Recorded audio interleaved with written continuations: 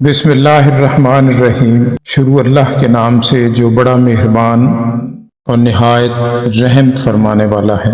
بلغ العلا بکمالہ، کشفت الدجی بجمالہ، حسنت جمیع خصالہ، صلو علیہ وآلہ۔ حضرت واصف علی واصف صاحب سے سوال کیا گیا، اگر انسان کسی دو فیصلوں میں پھنس جائے تو کیسے فیصلہ کیا جائے؟ جواب حضرت واصف علی واصف صاحب، کیا خوبصورت! تذبذب غیر یقینی کی کیفیت کا شکار ہونے لگو تو اس کا پھر ایک طریقہ کچھ دنوں کے لیے اختیار کیا جائے کہ جو آرزو پہلے آ جائے اسے پورا کر دو، چاہے وہ منفی آ جائے۔ اثبات، دلیل و ثبوت بعد میں آ جائے، نیکی کا خیال بعد میں آئے، پہلے جو کمزور خیال ہے پورا کر دو۔ کچھ عرصے کے بعد آپ کا ذہن صحیح فیصلے پر پہنچنا شروع کر دے گا۔ مثال کے طور پر ایک اور طریقہ یہ ہے، بہت بنیادی سوال ہے۔ فرض کرو آپ لوگ اچھے خاصے مشائخ اکرام کے ماننے والے ہو۔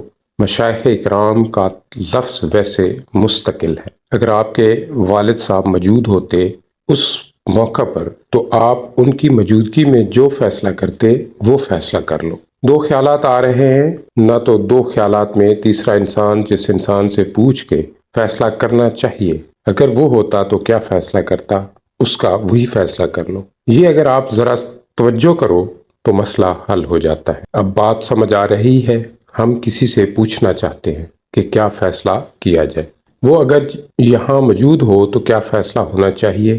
وہ فیصلہ صحیح ہوگا۔ صحیح فیصلہ وہ ہے جو فیصلہ آدمی کی موجودگی میں ہو یا صحیح انسان کے تصور سے ہو، وہ فیصلہ صحیح ہوتا ہے۔ صحیح فیصلہ وہ ہوتا ہے جس پر بعد میں زندگی کے بہت عرصے بعد میں انسان کو افسوس نہ ہو، خوشی ہو۔ صحیح فیصلہ اسے کہتے ہیں۔ کثرت آرزو میں صحیح فیصلہ کرنا ہی تو خوبی ہے۔ کوئی دنیا کا ایسا درویش نہیں ہوگا جس کی آرزویں ختم ہو گئی ہوں یا مر گئی ہوں۔